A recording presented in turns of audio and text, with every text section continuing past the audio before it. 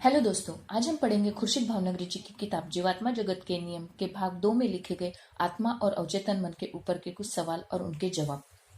पृथ्वी पर पुनर्जन्म लेना अपने आप में एक जोखिम है, इसलिए ईश्वर ने आपको दुष्टता से बचने के लिए दोहरी सुरक्षा दे रखी है, आपका अवचेतन मन और आपका जीवात्मिक मार्गदर्शक। कभी भी अपने सहज बोध को दबाए नहीं।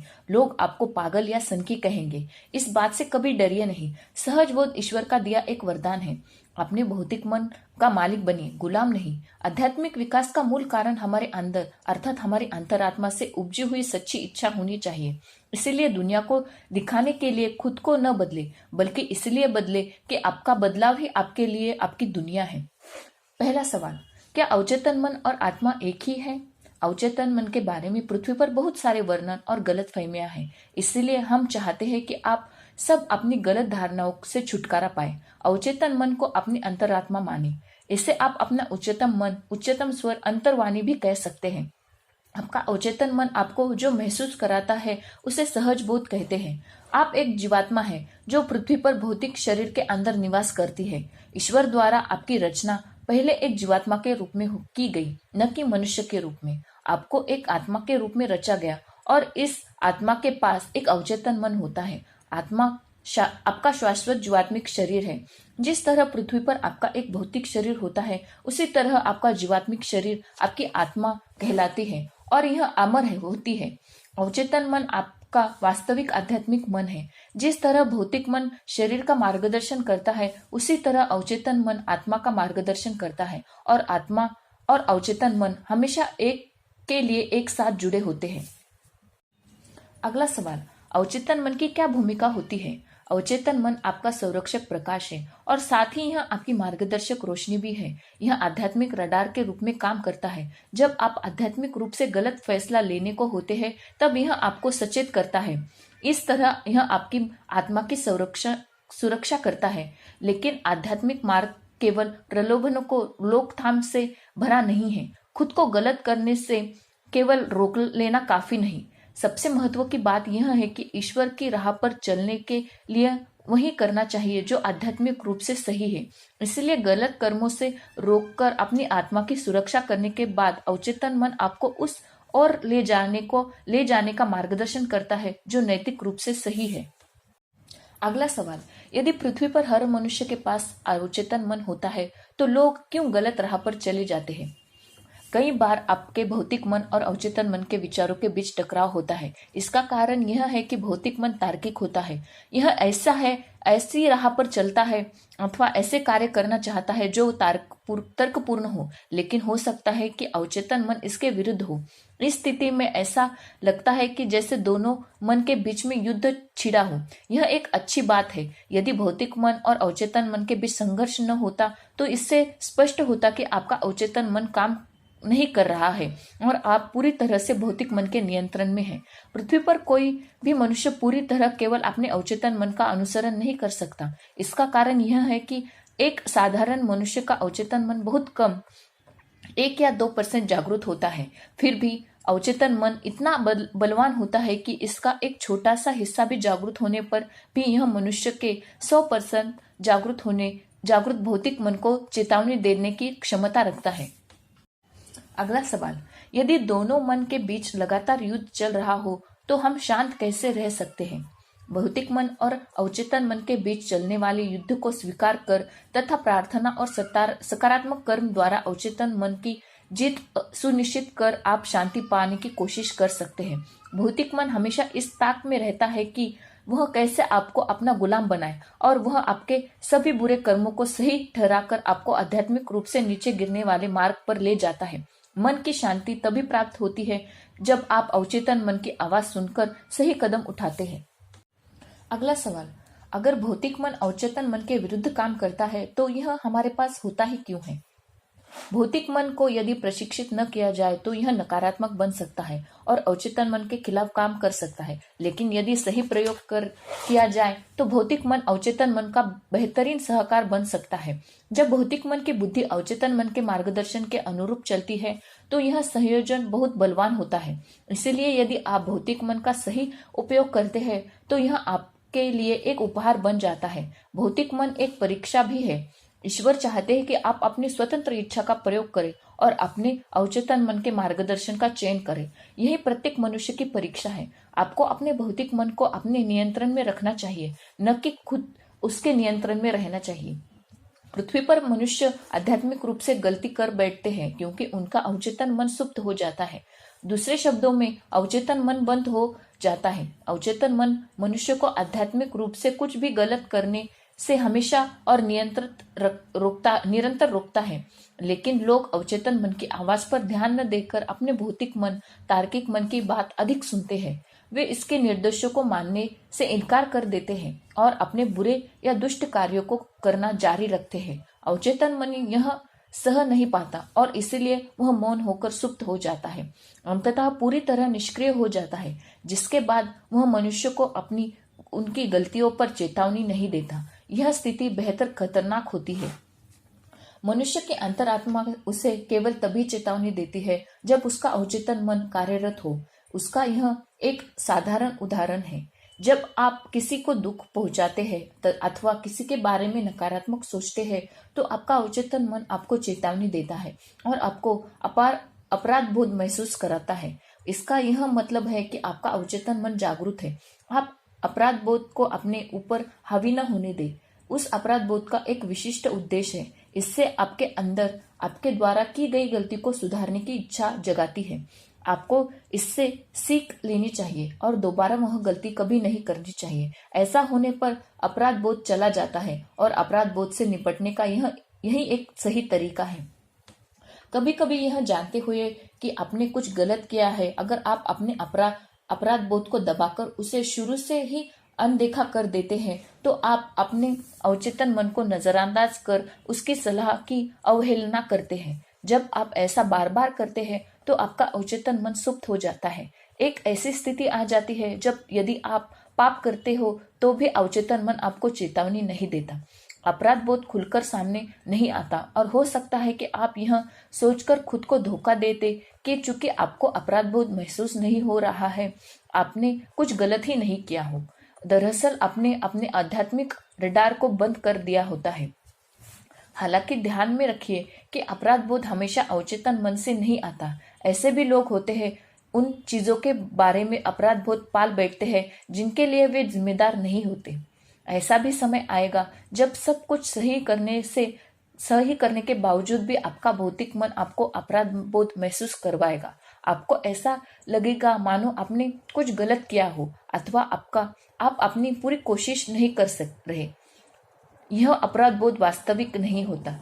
इससे अपने खुद ही अपने ऊपर प्रभावित कर लिया होता है अथवा यह दूसरों द्वारा या नकारात्मक द्वारा आरोपित होता है। भौतिक मन से उपजने वाला अपराध बोध आपके विकास के लिए उचित नहीं होता।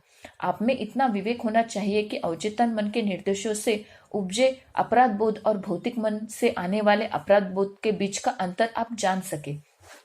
अवचेतन मन से आया अपराध बोध एक संकेत है। भौतिक मन का अपराध बोध एक छलावा है जो गलत सोच अथवा गलत धारणाओं के कारण होता है और यह आपको विकास करने से रोकता है। इसीलिए जब आप अपराध बोध को लेकर भ्रांत हो तब आत्मविश्लेषण करें और किसी ऐसे व्यक्ति से बात करें जिस पर आप विश्वास करते हो। ऐसे लोगों से चर्चा न करें जो आपको खुश करने के लिए आपसे ऐसी बात कहते हो जो आप सुनना चाहते हो। ऐसे लोगों से चर्चा करें जिनके पास सच्चा ज्ञान है और जो आपको सत्य का बोध कराए। अगला सवाल, क्या अवचेतन मन का विकास मनुष्य के उम्र के साथ होता है? नहीं, ऐसा जरूरी नहीं है। यह सब इस बात पर निर्भर करता है कि आप उसके निर्देशों को कितना मानते हैं। यह मांसपेशी की तरह होता है। आप जितनी ज्यादा कसरत करते हैं यह उतना ही स्वस्थ और मजबूत रहता है। दरअसल बच्चे का अवचेतन मन ताकतवर होता है, बशर्ते बच्चे का आध्यात्मिक स्तर ऊंचा होना चाहिए। क्योंकि पृथ्वी पर बच्चा अभी अभी जीवात्मा जगत से आया होता है, लेकिन यदि बच्चे को अपर्याप्त प्रशिक्षण मिले और उसे गलत करने दिया जाए तो उसका अवचेतन मन शांत हो जाता है और लगातार कमजोर होता जाता है। अगला सवाल, आप अपने भौतिक मन को अपने अवचेतन मन के साथ सहयोग करने के लिए किस प्रकार प्रेरित कर सकते हैं? आपको भौतिक मन की प्रवृत्ति को जानना होगा। जिस तरह आपका अवचेतन मन आपका आध्यात्मिक और सकारात्मक मन होता है, उसी तरह भौतिक मन स्वभाव से पार्थिव और नकारात्मक होता है। यदि नियंत्रण न किया जाए तो यह आपके पतन का कारण बनता है। यह आपको धोखे में रखता है, भ्रम पैदा करता है। आप और उदाहरण के लिए, जब आपसे पाप होता है तब आपका अवचेतन मन आपको चेतावनी देता है कि आपने कुछ गलत किया है। जैसे ही आप उस गलती को सुधारने और सबक सीखने का प्रयास करते हैं, आपका भौतिक मन आपको सबसे बड़े हथियार यानी अहंकार का प्रयोग करता है। अहंकार के कारण आप अपने गलत कामों को भी सही ठहराने लगते हैं। आप खुद को यह कहकर धोखा देते लगते हैं कि भले ही आपने जो किया वह गलत हो, लेकिन ऐसा करना जरूरी था। आपका भौतिक मन आपके सक्षम एक अत्यंत बुद्धिमान है और तार्किक कृतर्क रहता है, जिससे आप बहक जाते हैं। आपका अवचेतन मन आवाज उठाता है, वह आपसे कुछ कहता है, लेकिन आप उसे खामोश कर देते हैं क्योंकि भौतिक मन ने आपको तर्क दे दिया होता है। यह आपसे कहता है कि तार्किक दृष्टिकोण से आप सही हैं। हमारा मतलब यह नहीं कि तर्क बुरी चीज है, लेकिन तर्क और सत्य एक ही चीज भी तो नहीं है। दुर्भाग्यवश से लोग तर्क का उपयोग सच से भागने के लिए करते हैं। भौतिक मन आपको तर्क देता है, अवचेतन मन आपको सत्य से रूबरू कराता है। उदाहरण के लिए, भौतिक मन आपको यह कहता है कि प्रलोभन सही है। यह ऐसा तर्क देगा कि प्रलोभन आपकी इच्छा की बजाय आपकी जरूरत है। प्रलोभन को गलत राह पर ले जाने वाली इच्छा बताने के बजाय वह आपको समझाएगा कि आध्यात्मिक दृष्टि से प्रलोभन गलत नहीं होते। भौतिक मन के पास एक दूसरा हथियार शक का होता है। भौतिक मन आपके अंदर शक के बीज बोता है, जो आपके विश्वास और आपकी सृजनता को चुनौती देता है। अवचेतन मन सत्य का केंद्र होता है और इसे सब पता होता है। यह आपको संदेह से परे जाने में मदद करता है, लेकिन केवल तभी जब आप इसे अपनी आत्मा का संचालन करने दें। यदि आप शक के बीज का पालन पोषण करेंगे तो आप धीरे धीरे जीवात्मा जगत से अपने संबंध कमजोर कर जाएंगे, क्योंकि संदेह अनिवार्य रूप से आपके सामने एक प्रश्न खड़ा करेगा कि क्या मैं ईश्वर में विश्वास रखूं? अवचेतन मन की आवाज सुनिए, क्योंकि यही आपका मालिक है। यही वह कड़ी है जो आपको अपने भले स्व और ईश्वर स्व से जोड़ता है।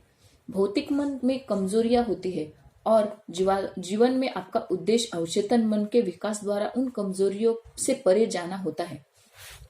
भौतिक मन की सबसे खतरनाक बात यह है कि वह आपको गलत चीजों की आदत डलवाता है और उन आदतों के साथ रहने में आपको सहज कर देता है। यह कहता है, मुझे अहंकारी होना पसंद है तो मैं क्यों बदलूं? अवचेतन मन कभी भी हठी नहीं बनता, बल्कि वह अपनी प्रगति जारी रखता है। आप लोगों को और अपने आप को भी बेवकूफ बना सकते हैं, लेकिन आप कभी भी ईश्वर दिए हुए अवचेतन मन को छल नहीं सकते। वह अवचेतन मन ही है जो व्यक्ति के अवकाशी रिकॉर्ड में स्मृतियां दर्ज कराता है। मनुष्य यह मानता है कि ईश्वर उसे सजा देते हैं। सच तो यह है कि गलत राह का अनुसरण करने पर उसका अपना अवचेतन मन ही उसे सजा देता है, क्योंकि वह मनुष्य की आत्म प्रवृत्ति को जानता है। जीवात्मा जगत और आपके पूर्व जन्मों की स्मृतियां आपको आपके भौतिक मन में प्रवेश करने से रोक दिया गया है। आपके अवचेतन मन में जीवात्मा जगत की स्मृतियां होती है और पृथ्वी पर आपने जितने भी जीवन जिए हैं उनमें से हर एक का विवरण इसके पास सुरक्षित रहता है, लेकिन इस जानकारी को आपके भौतिक मन पर प्रकट नहीं किया जाता। इसके कारण नीचे दिए गए हैं। यदि आप अपने पुनर्जन्म के पापों के बारे में जान लेंगे तो इससे आपका मन कचोटने लगेगा और आपका विकास बाधित होगा। उदाहरण के लिए, यदि आपने पिछले जन्म में किसी को बुरी तरह चोट पहुंचाई है तो हो सकता है कि इस अपराध बोध को आप इस जन्म में झेल ना पाए और आप खुद को क्षमा कर ना पाए। ईश्वर चाहते हैं कि सभी आत्माएं धरती पर जन्म लेकर अपना पुनर्जन्म एक कोरे कागज की तरह शुरू करें। आपका भौतिक मन सीमित होता है। ऐसी बहुत सी चीजें जिनका अवचेतन मन को ज्ञान होता है वह भौतिक मन समझ नहीं पाता। यदि आपको जीवात्मा जगत की स्मृतियां, वहां आपको मिली हुई खुशी और शांति याद रह जाए तो आप एक क्षण के लिए भी पृथ्वी पर नहीं जी सकेंगे। जीवात्मा जगत के लिए आपकी उत्कंठता इतनी अधिक गंभीर हो जाएगी कि आप पृथ्वी पर असहायता महसूस करेंगे। पृथ्वी पर आपका जीवन एक परीक्षा है। यदि आप अपने उन कर्मों, परीक्षाओं और प्रशिक्षणों से अवगत हो जाए जिनसे होकर आपको गुजरना है, तो पृथ्वी पर आपकी यात्रा का कोई अभिप्राय नहीं रह जाएगा। साथ ही यदि आपको हर बात का ज्ञान हो तो फिर यह एक परीक्षा नहीं रह जाती। आप पृथ्वी पर इसलिए आते हैं ताकि आप अनुभव हासिल कर सके और अपनी जीवात्मा का प्रशिक्षण कर सके, ताकि आपकी आत्मा का शुद्धिकरण हो और वह उच्च से उच्च स्तर की ओर प्रगति कर सके। यदि आपको अपने पिछले जन्मों की बातें याद रहेगी तो आप उनकी पिछली भूल को नहीं दोहराएंगे, क्योंकि आपको इसकी पूर्व चेतावनी मिल चुकी होगी। इस प्रकार आपका विकास वास्तविक और स्वाभाविक रूप से नहीं होगा। आपका जीवन तकनीकी हो जाएगा, आपके फैसले दुर्बल होते जाएंगे और आप मशीन की तरह जीवन जिएंगे। पृथ्वी पर कुछ आत्माओं का अवचेतन मन और ऑरा औरों की तुलना में अधिक विकसित होता है। कभी कभी उन आत्माओं को अपने पुनर्जन्म की बातों को पृथ्वी पर याद रखने की अनुमति भी मिलती है और उनमें जीवात्मा जगत की स्मृतियां भी होती है, लेकिन ऐसा कभी कभार ही होता है। लोगों के मन में आस्था और विश्वास जगाने तथा ईश्वरीय ज्ञान को फैलाने के विशेष उद्देश्य से ही उसका अनुमति दी जाती है। यहाँ पर हमारे कुछ सवाल खत्म होते हैं। मिलते हैं हम अपने अगले वीडियो में। नमस्कार।